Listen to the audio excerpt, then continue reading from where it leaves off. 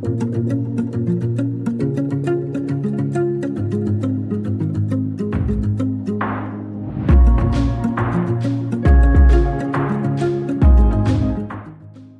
à tous et bienvenue dans ce nouvel épisode d'Instant Simple, une parenthèse d'évasion. Aujourd'hui, j'ai le plaisir d'être avec Jean Souleymane pour qu'il nous partage son aventure, sa vie d'artiste. On est, comme vous pouvez le voir pour ceux qui nous regardez sur YouTube, nous sommes dans un cadre plutôt pas mal. J'en dis pas plus et je vous laisse avec la suite.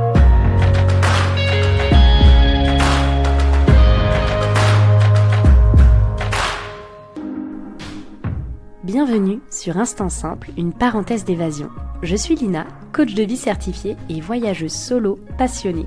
À travers ce podcast, je vous propose chaque mardi un récit de voyage, une anecdote qui a été transformatrice pour moi ou l'un des invités. Le but, c'est d'aller explorer ensemble les leçons de vie qu'on a pu tirer de ces expériences, parfois un peu folles quand même. Alors si vous cherchez un podcast qui mixe développement personnel et voyage, vous êtes au bon endroit. Si ce concept vous plaît, je vous invite à soutenir ce podcast en laissant une note, un commentaire ou en le partageant à vos proches. Sur ce, bon épisode. Hello, Coucou! comment tu vas aujourd'hui? Super, c'est une journée radieuse. Oui, une journée radieuse à Paille, Ouais, comme d'habitude. c'est ça. Aujourd'hui, Jean-Sou, déjà je tenais à te remercier d'avoir accepté de faire cette petite interview avec moi. Pas de souci, avec plaisir. Donc pour ceux qui nous écoutaient, vous vous dites mais où est-ce qu'elle se trouve? Qui c'est cette personne? Où on est? Je vais planter un petit peu le contexte parce que je pense qu'il le faut. Donc aujourd'hui, on est à Paille. Paille, c'est une ville ou un village. Ouais, ça commence de plus en plus à être une ville, mais ça reste un village. Ouais, voilà, on n'est pas sur du Bangkok ou du Chiang Mai quand même, Ouais. donc voilà. Ça reste, on va dire, une petite ville tout au nord de la Thaïlande. Une ville qui a on va dire qu'il y a de multiples aspects, tous très différents. Et il y a un aspect de Paille que j'ai envie d'aborder avec toi aujourd'hui, c'est la communauté de Flow Art, le monde du cirque. Enfin, je ne sais pas comment vous appelez ça. Ouais, c'est un peu tout ça, ouais. Moi, je dirais plus cirque, mais ici les gens se considèrent plus comme flow artistes. Mhm. Peut-être le flow art pour les gens qui écoutent, expliquer un tout petit peu ce que c'est. Ouais, on va Ouais. expliquer. Du coup, le flow art, c'est un concept américain, si je ne raconte pas de bêtises, qui est apparu il n'y a pas si longtemps que ça, peut-être un peu moins d'une vingtaine d'années. Ok. Et c'est un dérivé du cirque, c'est venu beaucoup des personnes qui traînaient au Burning Man à l'époque. Ça, c'est un Et festival, donc un non? festival, le plus grand festival du monde, c'est dans le désert du Nevada en Amérique. Ok. Et en gros, les gens se retrouvaient pour écouter de la musique et jongler avec du feu. Enfin voilà, il y a plein d'activités et tout. Et en gros, le flow art, c'est un peu plus le concept de... le principe du flow, ça va être de manipuler des objets ou juste danser, mais le faire dans une logique plus de bien-être personnel, plus que dans une esthétique purement scénique. Ouais. Et le flow art, ça a dérivé de ça, en prenant la jonglerie et donc la manipulation d'objets, et pas mal d'objets enflammés, souvent comme base. Donc on va dire, pour les gens, le plus connu, ça va être bolas, staff, donc bâton, spinning, ce genre de trucs. Mhm. Et on l'a mis dans une logique plus de vraiment de mouvement et de mood, on va dire, une espèce d'ambiance. C'est moins un objectif de performance. Il y a moins un objectif purement technique Oui, qu'un objectif de sentir que le truc coule bien. ouais, Voilà, c'est je comprends. un peu difficile à concevoir, mais quand on le voit, c'est vachement plus logique. Quand on voit quelqu'un spinner avec du feu et quand on voit quelqu'un jongler avec des balles ou des massues, les deux dynamiques sont très différentes. Oui. Le flow art va incorporer beaucoup plus de danse.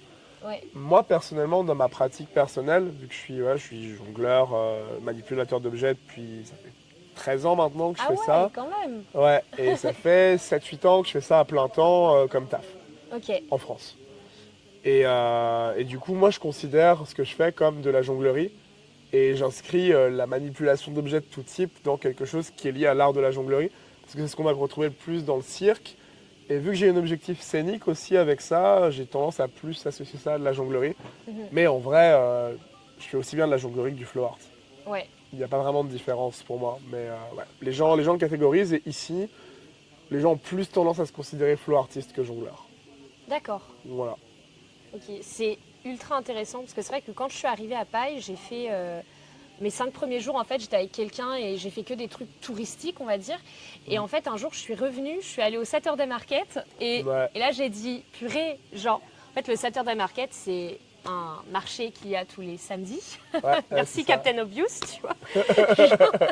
Et en fait, c'est dans un grand parc et il y a plein de personnes qui viennent faire du flow art, jouer avec des objets et tout. Et c'est là que je me suis dit, purée, je veux rester plus longtemps à Paille pour connaître cette communauté et aussi apprendre un petit peu, un props, comme vous les appelez. Ouais. Et, en français, on dit un agrès. Ah, voilà. Props en anglais, agrès en français. D'accord. Tu retrouves aussi dans la gymnastique. En gym, Oui. tous les différents objets, barres asymétriques, cheval d'arçon, trucs comme ça, trampoline, on appelle ça des agrès aussi. Donc voilà, la jonglerie et le cirque a repris ça en français. Et c'est vrai que c'est dingue parce que moi, dans ma petite tête de cliché que j'ai, parce que le monde du flow art, déjà, je ne connaissais pas. Le monde de la jonglerie, du cirque, on connaît les clichés, quoi. Jongler avec des masses de balles. Barbe à papa, Bozo le clown, la complète. Exactement. Ouais. Et du coup, en arrivant là, j'ai découvert des milliers d'agrès que j'avais aucune idée que ça existait dans ce monde, tu vois. Et c'est ultra intéressant et je suis ce qu'on appelle en train de tomber dans le pie hole. Ouais, c'est le pie hole ici. Dans le pie hole effect. Est-ce que tu peux expliquer un peu ça? Parce que on en a souvent parlé sur les réseaux en mode ouais, t'es dans le pie hole et tout. Mais qu'est-ce que ça veut dire? En gros, le pie hole, c'est comme ça que les gens appellent ça ici de manière assez marrante. Mais en gros, tu viens à Paille pendant 3 jours et tu te dis ok cool, je vais aller me balader parce que tout le monde m'a parlé de Paille, donc j'ai envie de voir à quoi ça ressemble. Ouais. Tu entends beaucoup parler de ça avec les gens qui voyagent, tout, parce que c'est un peu... C'est une destination qui commence à être de plus en plus un espèce de place to be en Thaïlande. Parce que, mais c'est loin du côté très touristique et tout, et vu que c'est un peu paumé dans les montagnes, les gens se demandent un peu qu'est-ce qu'il y a là-bas, mais ça met 4 heures depuis Chiang Mai de venir ici, donc en fait les gens ne font pas trop. Ouais. Et tu arrives 3 jours, et là tu découvres la communauté qu'il y a ici, le talent des gens, l'accueil.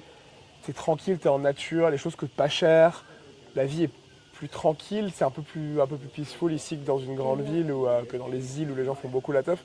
Ça fait la teuf aussi ici pas mal, mais tu peux l'éviter plus facilement. C'est vrai. Et puis même, c'est même pas forcément le même type de soirée.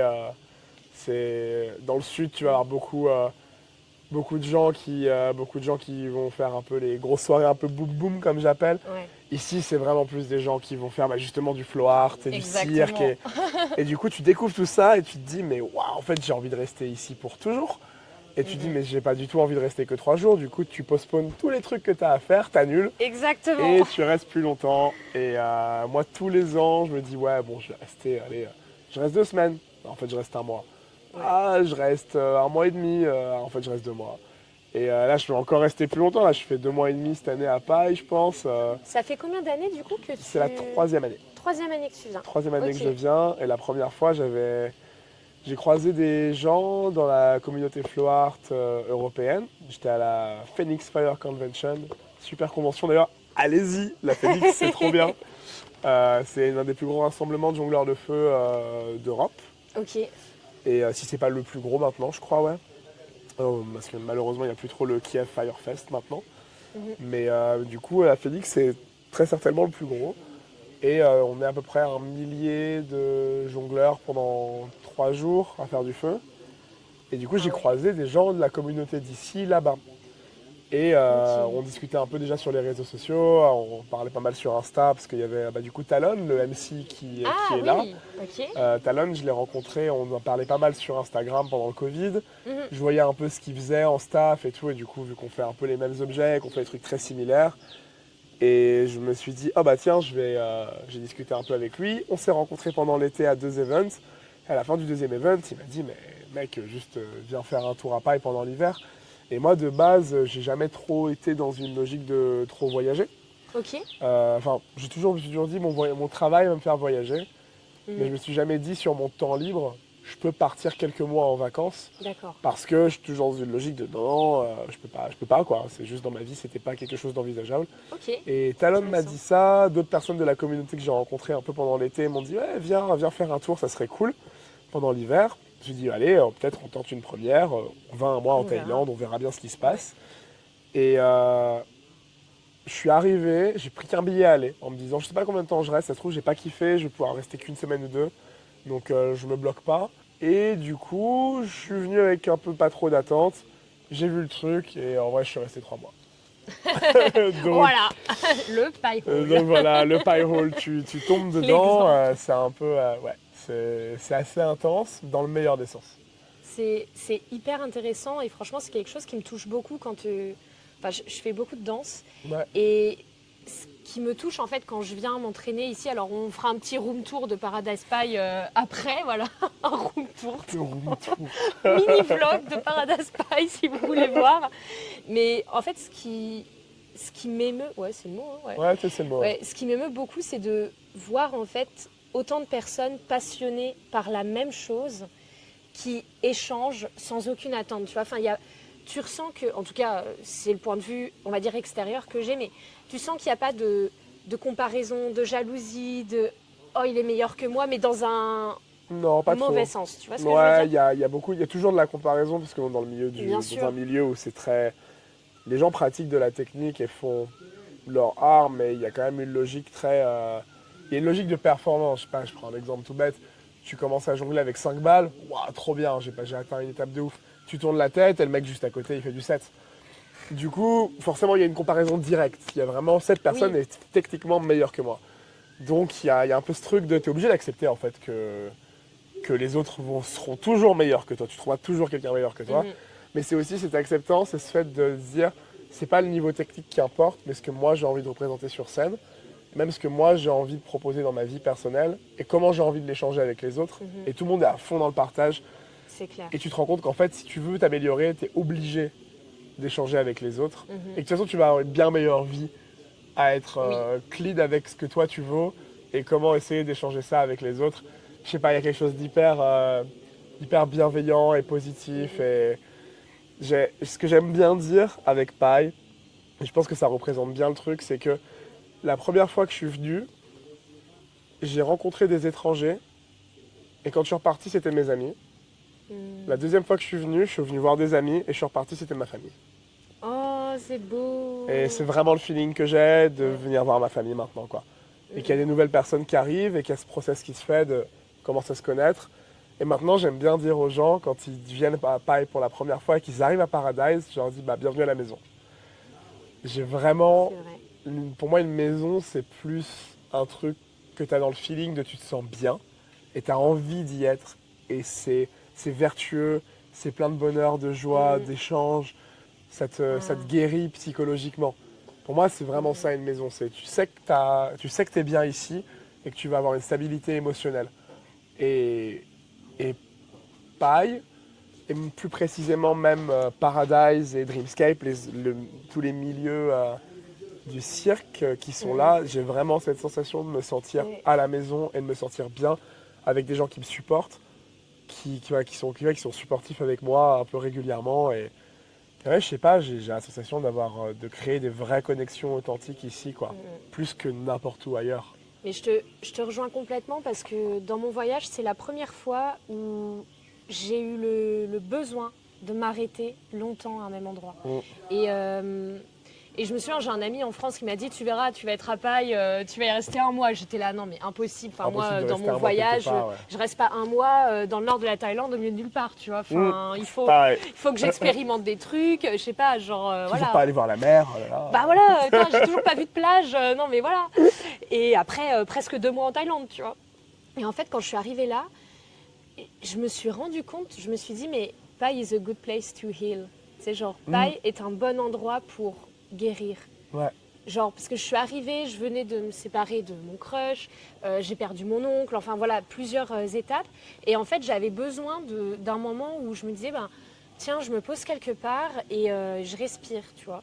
Et en fait, le fait d'adopter le slow travel, mais je te jure, genre, grâce à ça, j'ai réussi à conduire un scooter. Enfin, et puis, tu as tes petites habitudes, tu vas dans les mêmes restos, tu commences à connaître les personnes qui travaillent dans ces restaurants. Tu arrives à Paradise, tu dis bonjour aux mêmes personnes, tu crées des vraies amitiés. Et en fait, tu as le temps de creuser plus qu'en surface, tu vois. Parce que quand tu voyages rapidement, que tu fais 3-4 jours au même endroit, même une semaine au même endroit, au final, tu as des conversations en surface avec chaque personne.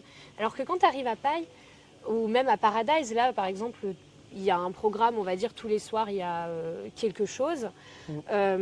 Ça va aussi bien être, on est avec tous les touristes et on fait un fire show et du coup, on profite du spectacle. Hier, on était tous allongés ensemble à regarder un film. Enfin, il y a vraiment une bienveillance et un esprit de communauté qui fait du bien quand tu voyages seul.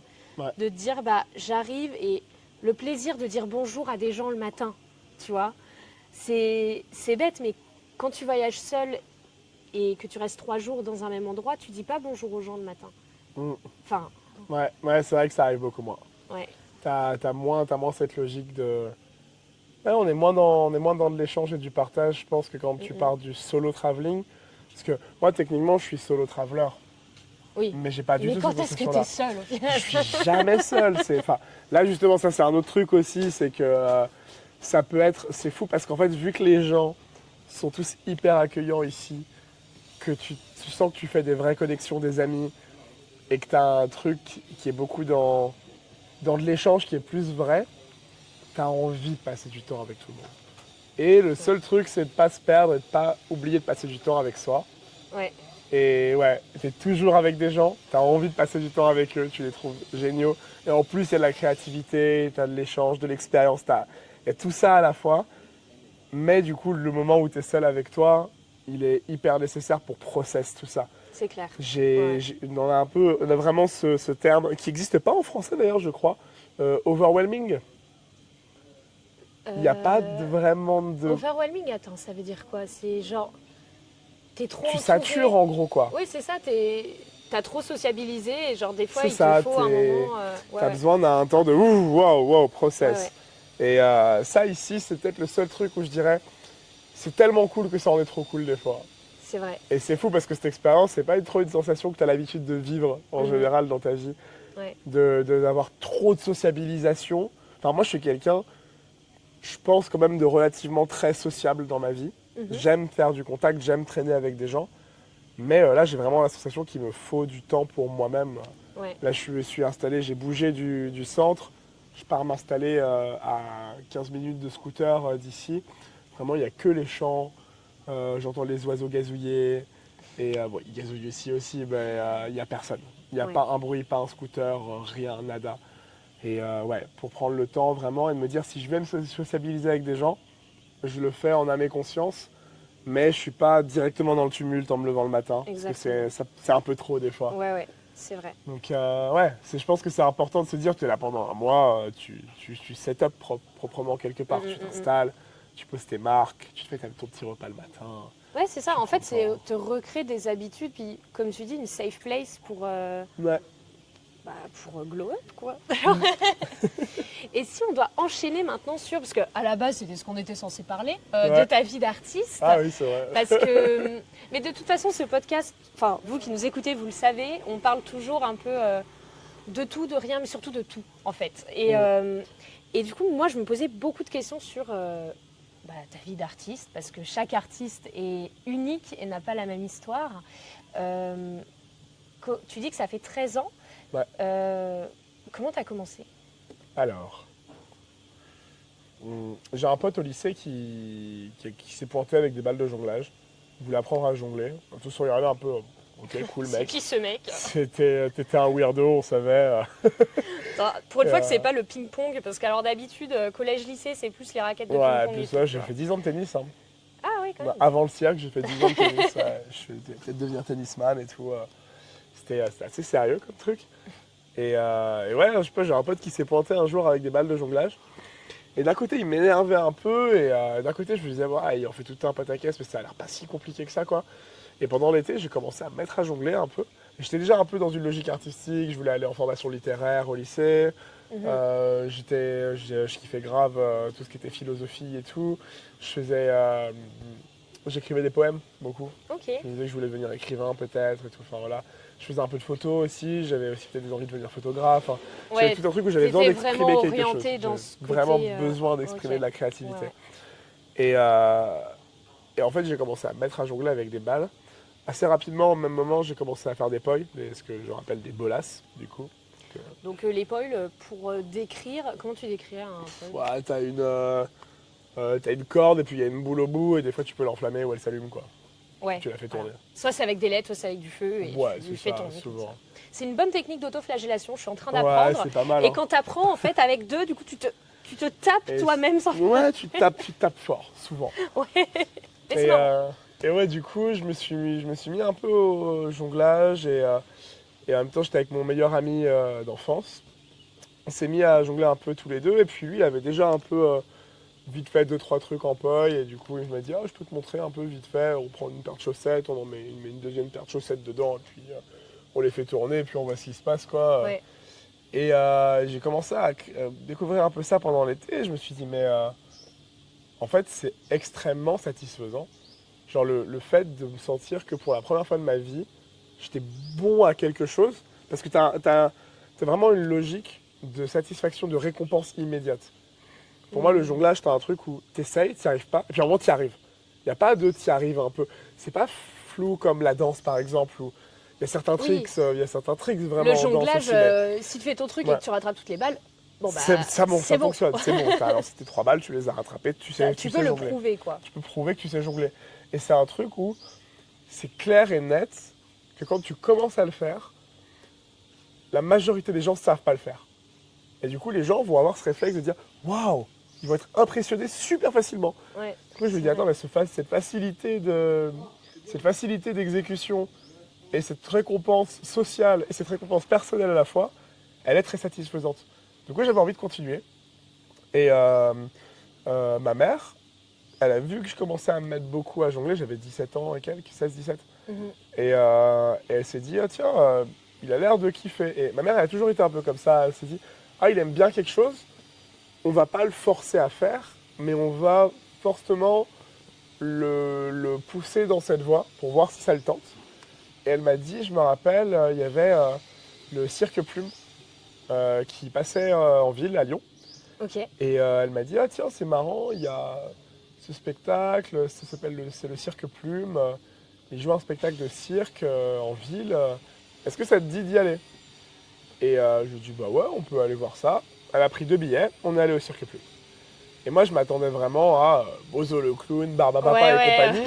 Mais je me disais, du coup, vu que je commence à jongler, je suis intéressé de voir c'est quoi un vrai jongleur. C'est quoi un jongleur professionnel. De voir le niveau qu'il a, quoi. Ouais, voir le niveau qu'il a pour faire de la scène en tant que jongleur. Parce que moi, du coup, j'ai aucun comparatif. Je jongle un peu tout seul dans mon coin. Et toi, t'apprenais comment quand tu jonglais? C'était genre des tutos YouTube? Non, très même pas. autodidacte, C'était un peu autodidacte. Il y a 2-3 personnes qui m'ont dit moi, je sais faire. Je savais même pas que c'était un truc d'avoir des tutos YouTube pour ça. Je me suis même pas posé trop la question. Je me suis dit, ouais, j'ai envie de jongler, mais les gens, ça les intéresse pas de jongler. Il y a les jongleurs, les gens qui sont jongleurs de naissance. qui sont nés jongleurs. Bah, ouais, c'est ça. Dans les familles de cirque, les gens, ils naissent et ils pratiquent un objet. Oui. Et ils vont faire cet objet toute leur vie. Et voilà, quoi. Ouais. Et puis, c'est tout. Et c'est comme ça, ils n'ont pas trop le choix parce que c'est de père en fille, c'est tout, ou de mère en fille. Et pour revenir au Cirque Plume, et du coup, je suis venu au Cirque Plume. Je m'attendais à un truc très cliché, avec une expectative de juste voir un peu de jonglage. Et en fait, je rentre dans le chapiteau. Et là, d'un coup, je vois les gradins en face d'une scène de théâtre. Ils avaient installé une scène de théâtre avec des projecteurs, tout ça. Et j'avais gradins de face. Et déjà, de base, ça m'a perturbé. Je me suis dit, mais moi, ce que je me rappelle du cirque, c'est d'avoir une piste ronde. Oui. Et d'avoir les gradins en arc de cercle autour. Oui. Et là, déjà, on est en facial. Donc, il y a un truc qui change. C'est plus théâtral. C'est ça. Et je me suis dit, je ne savais pas à quoi m'attendre. Et là, je suis tombé sur orchestre qui jouait de la musique live trop douce. Charivari d'artistes. Ça s'appelait l'Atelier du Peintre, le nom du spectacle. D'ailleurs, si ça vous intéresse de voir l'Atelier du Peintre, l'intégralité des spectacles du Cirque Plume sont sur YouTube, gratuitement, sur leur chaîne. Ils ont posé pendant le Covid, il y a l'intégralité de tous leurs spectacles, de toutes leurs bandes son sur YouTube gratuit.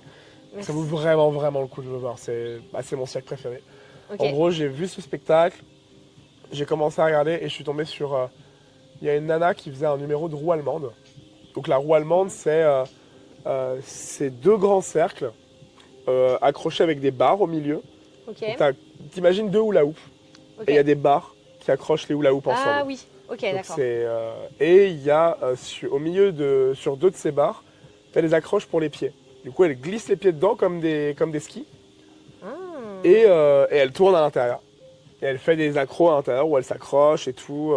Elle peut accrocher ok. les pieds dedans pour faire des tours complets. Les gens connaissent plus la roue cire. La roue allemande, c'est deux roues cire collées en gros, quoi. Ok. Et j'ai vu le niveau technique qu'elle envoyait, l'aisance et la musique et tout. Et j'étais, mais waouh, ça m'a filé des frissons. Et je me rappelle très bien, à ce moment-là, j'ai écarquillé les yeux, j'étais tout devant et je me suis dit, bah ça y est, en fait, je veux faire ça, moi. C'est ça que je veux faire. Genre, moi, je veux être un artiste et moi, je veux proposer des émotions comme ça. Et je pensais pas que le cirque, c'était quelque chose qui pouvait me permettre d'offrir ça. Et, et en fait, c'est beaucoup plus que juste un truc un peu technique. C'est ta technique, elle te permet de créer des émotions. Tes émotions, elles te permettent de les partager. Et l'ensemble, ça te permet de vivre de ta passion. Et j'ai réalisé, en fait, le truc de fou que c'était, en fait, de faire du cirque, quoi. Je me suis dit, mais ouais, bah oui, je veux faire ça, c'est bon, j'ai vraiment senti, j'ai trouvé un but à ma vie. Et je suis retourné en cours à la rentrée, c'était pendant l'été, et je suis retourné en septembre, et il y avait la énième question de qu'est-ce que vous voulez faire post-bac, qu'est-ce que vous voulez faire de votre vie. Du cirque. Et là, j'ai dit, bah moi, je veux faire une école de cirque. Et tout le monde qui m'a regardé me fait, école de cirque. Qu'est-ce que tu Qu'est-ce que tu racontes? Genre, tu fais du cirque, depuis quand tu fais du cirque, toi? Et j'étais, bah ouais, je veux faire une école de cirque, c'est sûr, je veux faire ça. Et tout le monde a un peu pris le truc comme, ouais, ça va passer, tu vois. Ça va passer, il dit ça maintenant, il va changer toutes les semaines et tout. Ouais. Et puis, quand ils ont vu que ça tenait, les gens ont commencé à s'inquiéter, pour moi, la pire chose. Des gens qui se considèrent plus adultes que toi, qui te disent, bah en fait, tu peux pas faire ça, parce que les personnes qui font ça, c'est des personnes qui sont nées là-dedans. Et j'ai entendu ça en boucle de si t'es pas né dans le milieu du cirque, tu peux pas faire du cirque, t'auras jamais le niveau pour faire du cirque. Et que des gens qui te découragent continuellement et te dire tu vas pas y arriver. Parce qu'au final, c'est des personnes qui n'ont jamais fait. Enfin, Ouais, c'est des gens qui qui savent sont pas de quoi jamais ils parlent. sortis de. Qui Tu ont vois, un les conseillers carcan d'orientation très au logique. lycée. Les conseillers d'orientation, ils y connaissent rien Voilà. au cirque. Ils y connaissent rien. Honnêtement, je suis désolé de le dire, Rien hein, tout j'ai court, peut-être des hein. conseillers d'orientation qui nous écoutent, mais la majorité des conseillers d'orientation que j'ai eu dans ma vie, ils y connaissent rien à l'art. Ils savent pas ce que c'est qu'être un artiste. Et ils savent pas ce que c'est que de sortir des clous. Ouais. Et en fait, moi, je me suis jamais senti dans les clous. J'ai toujours eu l'impression que le monde était trop bizarre et que les gens avaient des passions, mais éclatées au sol. Vraiment, genre ah ouais, moi, j'ai envie de faire une école de commerce et tout pour aller faire du commerce international. En fait, là, je suis désolé, Mathieu, mais c'est ton papa qui parle, tu vois. Et en fait, c'est juste des conseillers d'orientation qui disent, bah non, tu peux faire une école de cirque. Soit ça n'existe pas les écoles de cirque, soit t'as pas le niveau pour y rentrer, qu'est-ce que tu penses que toi tu vas être un artiste? Et en fait j'ai toujours été dans un truc très de confrontation dans ma vie. J'ai jamais été d'accord avec le monde des adultes, j'ai toujours trouvé que c'était de la merde. Je me suis toujours dit ça n'a aucun sens de décourager les gens à ce point-là, de vouloir les foutre dans un moule qui correspond que à certaines personnes, des gens à qui ça convient très bien et tant mieux pour eux. Mais en fait la majorité des gens, moi je pense vraiment qu'une grosse majorité des gens, ils n'ont pas envie de faire ça de leur vie, de passer leur vie à pourchasser des espèces de faux rêves illusoires, plein de je sais pas, c'est très capitaliste et très manichéen comme manière de voir le monde. Et genre, je crois que j'aime vraiment de moins en moins ça. J'ai jamais vraiment été en adéquation, mais j'ai jamais toujours pensé que j'étais bizarre. Ouais. Et je pense qu'aujourd'hui, j'accepte que ouais, je suis peut-être un weirdo, mais en fait, je suis trop content d'être comme ça. Je me suis libéré d'un truc immense. Et puis au final, chacun voit, comme on dit, chacun voit midi à sa porte. Ouais, complètement. Enfin, en soi, si t'es heureux comme ça, bah te force pas à être autrement. Ouais. Le vrai bonheur, c'est vraiment essayer de pourchasser ses propres rêves. Et en fait, j'ai plein de potes au final. On dérive peut-être un petit peu, C'est pas grave. c'est mais intéressant. dans la globalité du truc de pourquoi j'aime le cirque, on va dire plutôt de comment j'ai commencé ça, pourquoi est-ce que j'aime ça, Ouais. et pourquoi est-ce que je veux faire ça de ma vie. Mhm. C'est que j'ai trouvé une passion, j'ai trouvé un truc qui profondément me fait vibrer. Il y a des fois où je bosse des tricks et je me réveille le matin avec un truc où je me dis putain, je commence à l'avoir ce truc, et je me lève et je prends des bâtons et je commence à jongler avec et je me dis ouais, bah en fait c'est bon, je l'ai presque et tout, et je me réveille à 8h du mat. Le premier truc que je fais avant de boire un café ou n'importe quoi que je pourrais faire de ma journée, c'est je vais lancer des objets parce que ce truc, j'ai commencé à comprendre comment ça marche.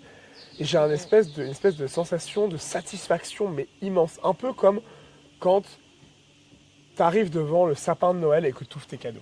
Tu vois, il y a un peu ce truc. Et ben j'ai ça à chaque fois que je prends des objets, ou que je pense à un numéro, et que je me dis que je suis en train de monter un projet, que je suis en train de travailler un truc technique, et que je suis en train d'écouter une musique dans une... Tu vois, tout ce truc-là, de processus de création et d'action sur scène aussi, tout ça, ça me donne envie de me lever tous les matins. Et je vois plein de potes, j'ai des vieux amis de lycée avec qui je suis encore très proche, avec qui je passe beaucoup de temps, et quasiment tous, en tout cas beaucoup qui sont peut-être un peu paumés dans leur vie ou qui ont moins trouvé le clic, quoi. Il y en a beaucoup qui m'ont dit, mais t'imagines pas la chance que t'as d'avoir trouvé un truc qui te passionne direct et de voir qu'en plus tu t'y es tenu et que t'as galéré, parce que j'ai passé des années à vivre avec 100 € sur mon compte en banque max, à pas avoir de toit et tout. Enfin, ça a des moments très compliqués dans ma vie parce que forcément ça demande des sacrifices de dingue en fait de faire ça. Si t'as pas ta famille qui peut te supporter à fond, ma famille ils avaient pas une thune, donc même faire une école de cirque qui coûte 2000 € l'année, c'était beaucoup trop pour eux. Donc je me suis démerdé un peu tout seul, entre guillemets, quoi. Ils m'ont aidé comme ils ont pu, mais financièrement c'était pas le cas. Ouais. Et du coup, m'avoir dit putain, mais tu t'y es tenu, t'as pas lâché, t'as cru en tes trucs, et t'as trouvé une passion, et t'as su que, au fond, même si ça allait prendre du temps, t'accrocher à ça, c'était le bon truc à faire. Et je suis tellement heureux d'avoir vraiment tenu le truc jusqu'au bout. Oh, je suis contente pour toi. Je suis trop content, ça me fait trop plaisir. Je suis tellement heureux dans ma vie artistique maintenant. Et il y a des hauts et des bas forcément. Là, cette année, je suis en train de monter ma propre compagnie. J'ai quitté la compagnie dans laquelle je bossais depuis 6 ans. Je faisais les spectacles de feu, c'est de l'événementiel. Ok. C'est très cool, ils m'ont apporté trop de trucs, une stabilité financière, un développement artistique de dingue, des connexions de dingue humaines aussi. Mais profondément, c'est pas ce que je voulais faire. En plus, je fais de l'asthme et c'est des spectacles de feu. Et j'ai envie de réduire le feu. J'ai pas envie d'arrêter complètement, mais j'ai envie de faire d'autres trucs de ma vie, plus liés à ce que j'ai fait à Fight Jai par exemple. Numéro ombrelle japonaise. Tu te fais attaquer par la nature. Tu récupères une feuille. Normal, et ouais, j'ai envie de jongler plus avec des ombrelles japonaises, du cerf-volant, des plumes de pan. J'ai plein de trucs. J'ai envie, c'est ça. Moi, j'aime bien le côté artistique, plus dans la douceur, quelque chose de très smooth. Et malheureusement, l'événementiel, les gens, ils veulent un peu du sensationnel. Et je sais en faire. Mais même si je pense que je suis bon à ça, j'ai pas l'impression que c'est quelque chose que j'ai vraiment envie de développer à fond dans ma vie. J'ai envie de créer peut-être un peu de sensationnel dans du poétique. Oui. Et pas mettre du poétique dans du sensationnel. J'ai pas envie que la base de ce que je vis, j'ai pas envie d'être dans une logique de me dire, en fait ce que je fais, je le vends. J'ai envie de me dire que ce qu'on veut acheter de moi, c'est juste quelque chose d'authentique que je fais avec passion. Ouais. Et j'ai toujours été passionné par des choses très douces et mélancoliques et mélodieuses. Et ouais, j'ai besoin que ça coule. J'ai besoin que ça soit très, très flow art en fait. Beaucoup plus que le jonglage. Ouais. Et c'est fou parce que quand je regarde les shows que vous faites 2 fois par semaine ou les open stage ou quand les gens s'entraînent, c'est dingue parce que chaque artiste, même si vous faites les mêmes agrès, chaque artiste est tellement différent. Enfin, genre, chaque artiste a une âme, mais genre, j'ai dit à Miguel l'autre jour, je lui ai dit, genre, j'ai l'impression que je pourrais définir avec un mot principal chaque personne, tellement elles sont différentes. Ouais. Tu vois, et toi, ce serait vraiment le mot poétique. Oh, c'est trop gentil, merci. Non, mais vraiment, et émotionnel et poétique, c'est vraiment ça. Mais tu vois, Samson, lui, c'est viking, par exemple. Tu vois, c'est très allemand qui fait du fire spinning. Ouais. Il y a vraiment ce truc dans l'attitude et tout, et j'aime beaucoup. Ouais, mais c'est juste un autre style. Bam, bam, bam, super actif et tout, et ça lui va bien en plus. Miguel, ça va être élégance et acrobatie, par exemple. Ouais. Enfin, chaque artiste a vraiment sa voix. Ouais. Tu vois, et... Enfin, ouais, je trouve ça fou. Mais je trouve que c'est beaucoup la magie de ce lieu. Ouais. Ici, Paradise, c'est... Est-ce qu'on parle un peu de Paradise Circus dans les grandes lignes pour que les gens captent un petit peu parce que oui, parce que tout à l'heure, on se retrouve à Paradise. C'est dur de définir un peu c'est quoi cet endroit. Apparemment, vous allez avoir un tour, donc room tour de Paradise. Room tour de Paradise. Mais en gros, Paradise Circus, mais ça a été créé il y a des années. Je pense 2017 peut-être. Ok. C'est un truc du genre 2016-2017. C'est un groupe de jongleurs, spinners, qui s'est retrouvé un peu là par hasard à Paille et qui ont rencontré Pou, qui est un des acteurs principaux de Paradise, qui est Thaï. Et lui, il fait du fire spinning depuis des années. Il est super bon. Tu l'as vu jouer plein de fois, Pipou. Ah oui. Pou, Oui, en plus, oui. c'est un des premiers qui était Il là. était habillé en noir avec Ouais, des gants. habillé en noir avec très, des gants. il y avait des lunettes. Ouais, c'est ça, Ok. c'est Pou, ouais. Ouais. Et lui, il a vraiment son style. C'est Oui. c'est un peu le petit démon d'ici. Ouais. Et donc, Pou, il a commencé à échanger pas mal avec des gens qui faisaient du spinning aussi, qui étaient dans le coin. Très dans l'échange, dans hey, cool, on fait les mêmes choses, c'est chouette. Et il se trouve que du coup, c'est un très bon pote de Joe, qui est P. Joe, qui est du coup le tenancier de Paradise. Et en gros, ils ont créé Paradise Circus dans une logique de... à la base, c'était Paradise Bar, et c'était juste un bar où des fois, il y avait un peu de fire spinning. Et c'était là-bas, c'était plus loin, dans un ancien lieu qui est collé à cet endroit, mais qui n'est pas exactement le même, plus grand. Et Joe, il avait son bar, et il a juste dit aux gens, en gros, ouais, vous pouvez avoir un petit bout de terrain par ici si vous voulez faire du jonglage de feu de temps en temps.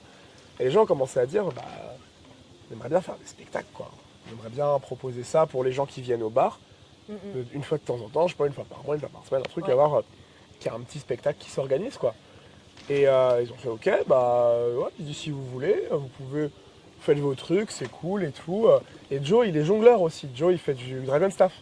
D'accord, ok. Ouais, il est fire spinner aussi. Ah, et je du savais coup, pas. il aime ça, mais c'est parce que, en fait, Paradise Circus, ça existe parce que le patron du bar, c'est un fire spinner et il a la vibe du truc, quoi.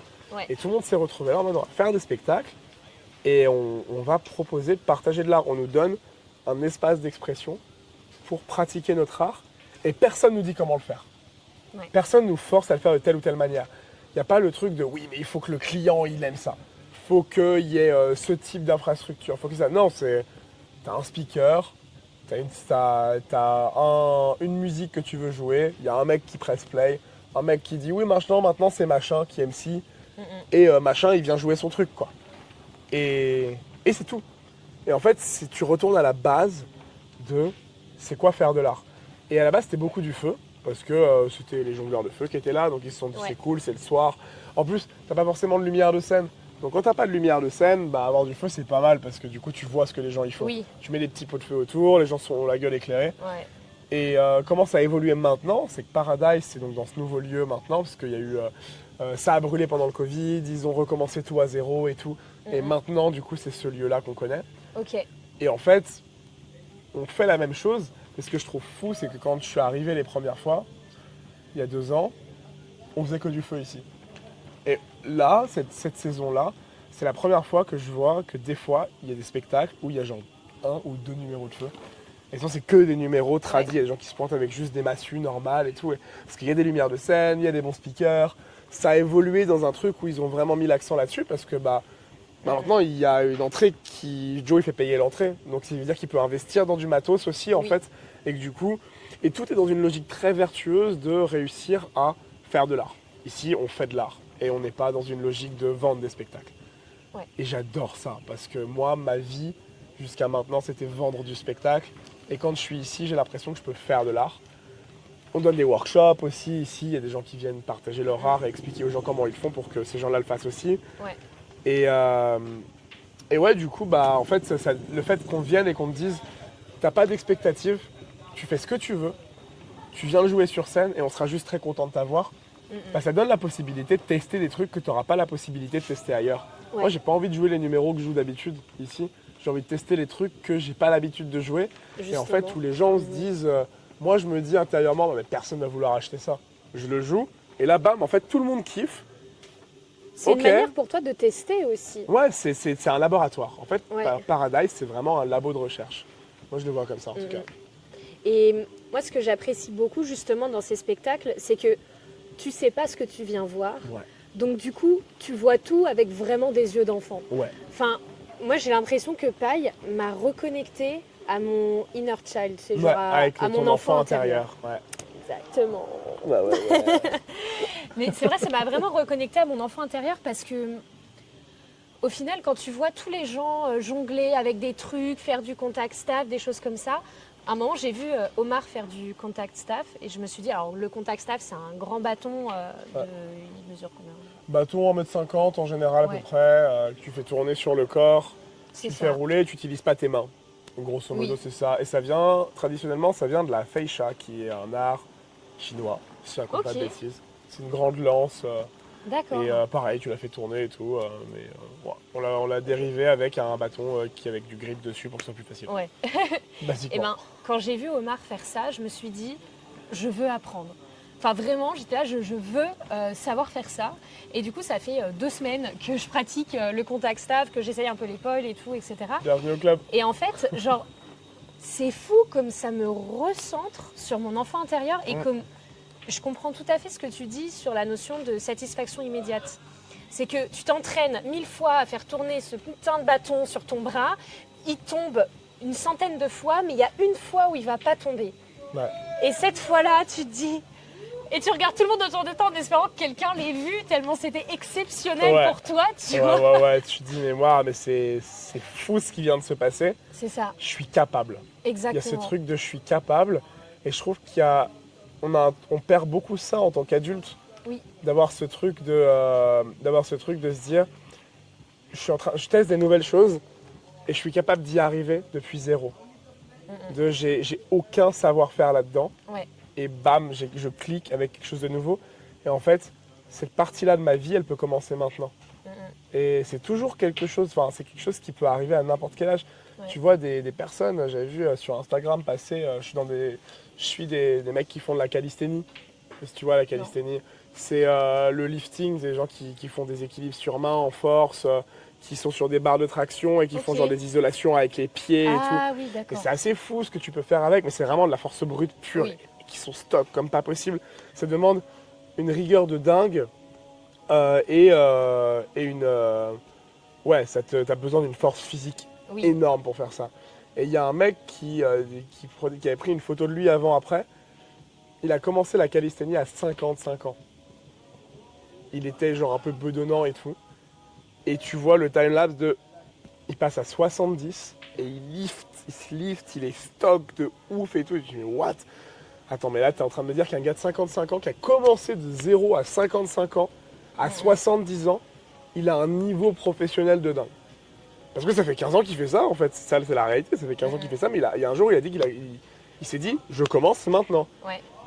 Peu importe. Et il est dans une forme physique qui va le faire vivre beaucoup plus longtemps aussi. Donc il s'est offert un cadeau de ouf, quoi. Mais c'est fou parce que tu touches un point hyper important, je trouve, c'est que beaucoup de personnes se trouvent des excuses. Ouais. Tu vois, quand elles se disent « Ah ouais, moi aussi j'aimerais bien faire ça, mais j'y connais rien ». Mais en fait, quand on veut se lancer dans un projet, le cerveau humain n'aime pas le changement, donc du coup il va t'envoyer des messages du type genre il va te mettre dans ta tête toutes les potentielles difficultés que tu pourrais rencontrer en te lançant dans ce projet-là. Et notamment la lacune de compétences, enfin le manque de compétences, Ouais. ça va être un des premiers trucs, tu vois. J'ai passé des 6 mois, 1 an à avoir des trucs que des gens sont capables d'apprendre en 2 jours, littéralement. À partir de zéro. Et parce que les 3 justement, premières années étaient un peu du gâchis, entre guillemets. Mais après, ça m'a aussi appris à m'entraîner tout seul. Et moi, je sais que j'arrive à avoir un bon niveau aujourd'hui parce que j'ai pas trop besoin de cours. Je suis pas un après, très c'est bon de élève. c'est de la donc, discipline aussi. ouais, Enfin, c'est de la rigueur envers toi-même. Je tu suis à vois, peu de- près sur les périodes actives, je suis à 5 heures par jour pendant 6 jours sur 7. Quoi. Ouais, Quand c'est- je peux, je fais ça. Ici, je suis plus à discuter, à traîner avec des copains, mais ouais, quand je suis à Paris, je vais au 104. Je lance des trucs. C'est du focus, je fais des petites pauses café avec un pote et bam, c'est reparti, quoi. C'est une manière de voir les choses. Et aussi le fait que je puisse le faire à plein temps, ça m'offre un truc qui fait que je peux me dire que là, ouais, techniquement, je suis en train de bosser. Exactement. Je m'amuse à fond, je m'éclate de ouf, mais je suis en train de bosser. Du coup, les moments où ça m'éclate plus, je me dis ouais, mais en fait, il faut que tu continues parce que c'est ton taf. Et du coup, ça me donne une motivation supplémentaire parce que 5 heures dans la journée, franchement, quand ça fait 5 heures que tu es en train de lancer tes 5 hula hoop là et que tu as mal aux mains, tu as de la corne, tu as mal au dos, tu vois, tu as la vision qui se trouble et tout.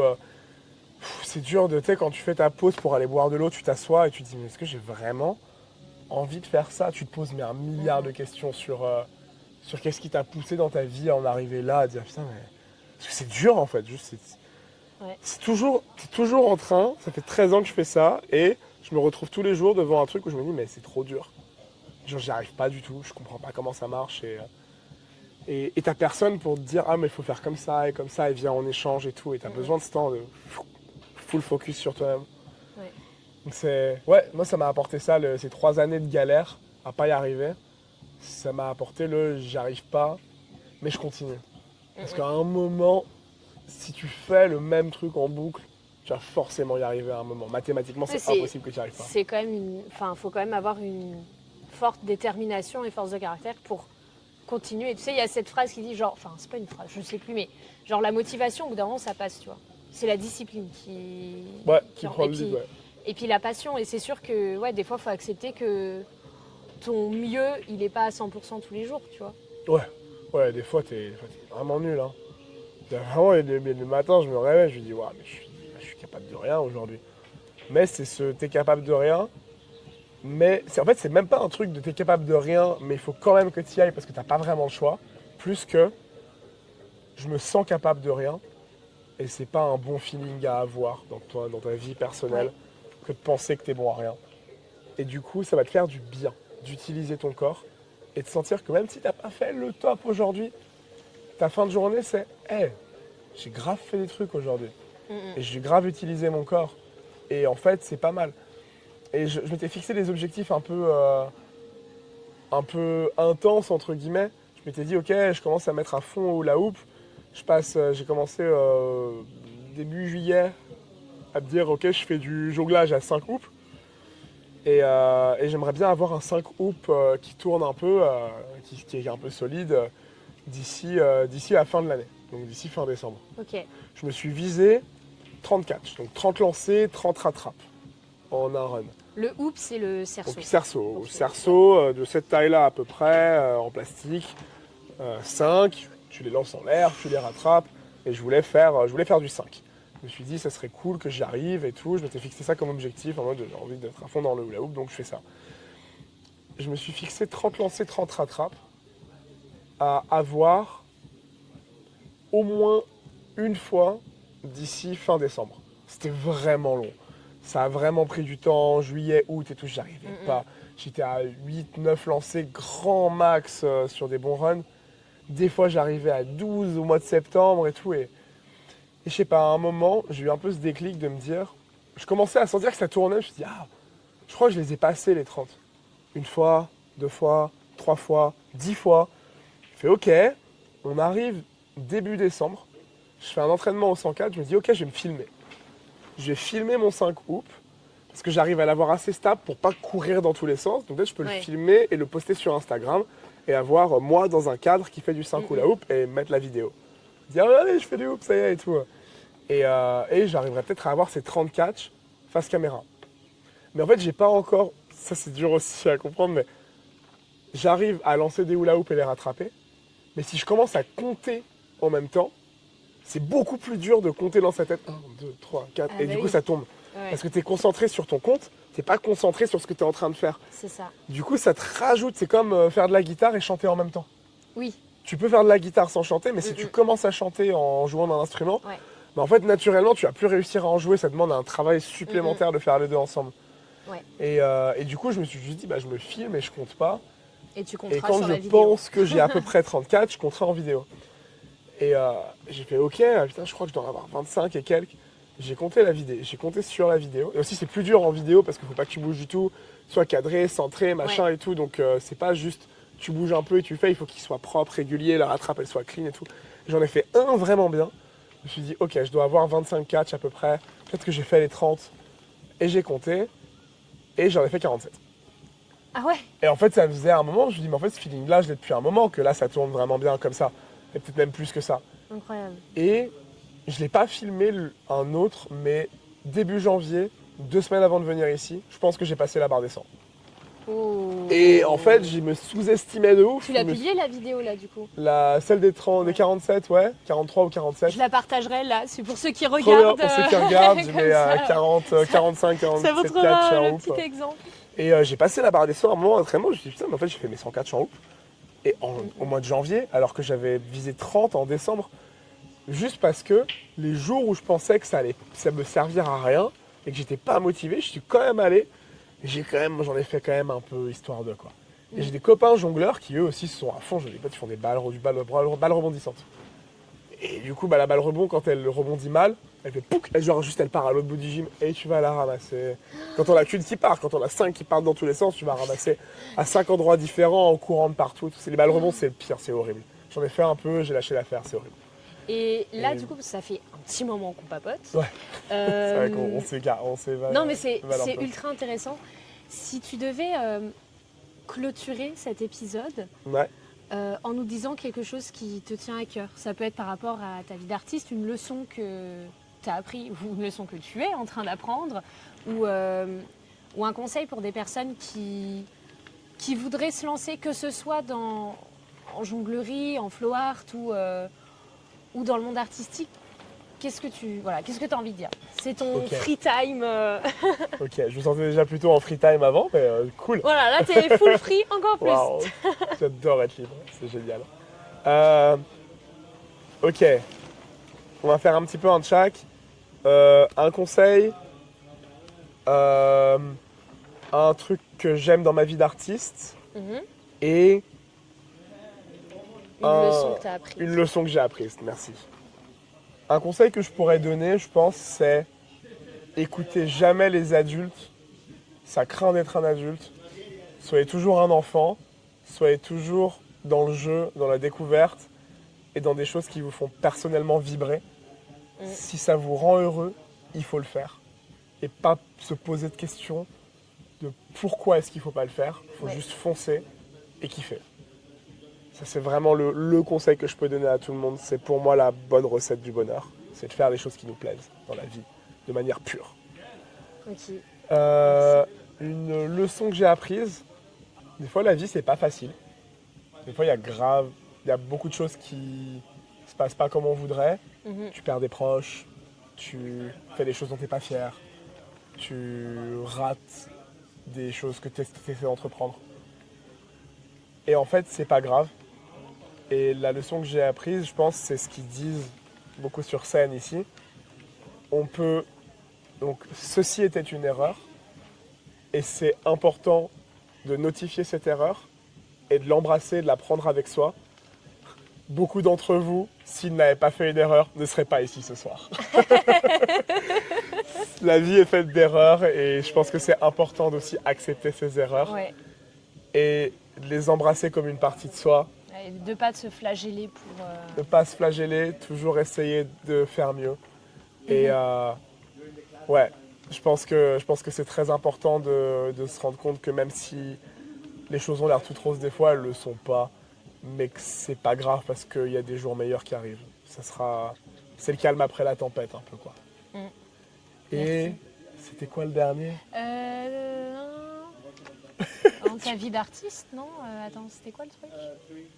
Une leçon que j'ai apprise, un conseil à donner et qu'est-ce que j'aime dans ma vie d'artiste? Oui. Je crois que c'était ça. Oui, c'est ça. Et je pense que ce que j'aime le plus dans ma vie d'artiste, c'est...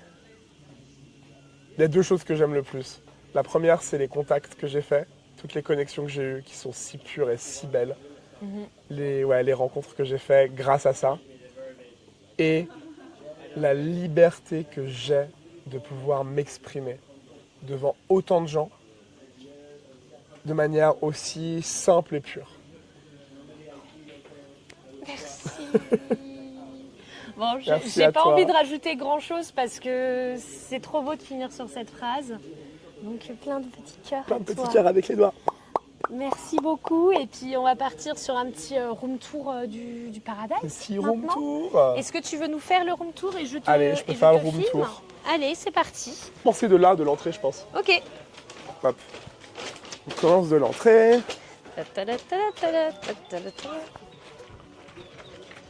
Et ça va les gars? Alors, room tour d'ici. Voilà, on est à Paradise Circus Bar. Donc on arrive. Ici, c'est l'endroit où il y a l'entrée de manière générale. Donc c'est là où on va rentrer sur la scène et tout. Directement, on peut, apprécier le magnifique Paradise Shop qui vient d'ouvrir. Boum! The Paradise Shop, où il va y avoir du coup plein de matériel de jonglage qui va être à disposition pour les gens qui ont envie de commencer à s'y mettre. Trop bien. On a le petit coin où on était en train de jongloter. Le champ juste derrière où des fois on jongle en bas. Il y a la rivière un peu plus loin, on va aller Une faire vue un tour très après. sympa là-bas d'ailleurs, je sais pas si vous voyez mais il y a le White Buddha. Ouais, magnifique le White Buddha. Ici. Voilà. Ensuite du coup on a la scène. C'est là où il y a des gens qui jonglotent. Donc ici c'est là où il y a le spectacle qui se passe.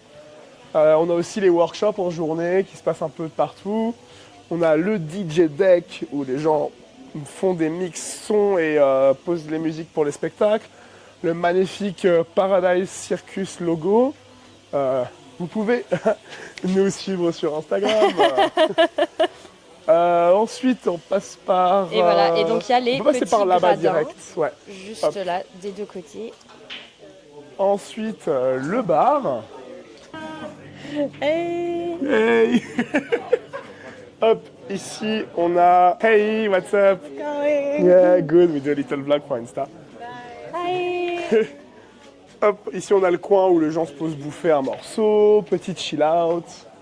Avec la petite tente. Allez, je te suis. Le coin billard. Le coin... Petit café. Ici, c'est le coin plus chill, sunset view, tout ça. Et c'est aussi là où on fait nos petites réunions le lundi pour discuter de qui joue quel spectacle, comment, qui veut donner des workshops, les petites infos à savoir dans la communauté, les infos pour Spoon Circus aussi. Hello, sup. Et ici, on a tous les workshops qui sont proposés. Le tableau des workshops et on peut aller direction la rivière pour aller voir l'espace en rivière dessous. Je crois que j'ai jamais vu la rivière. T'as jamais vu la rivière? Non. Hop. Donc là, c'est le petit coin où on fait un peu flow jam de temps en temps aussi. Quand on a envie d'avoir un espace un peu plus au soleil et un peu moins dans la tumulte du bar.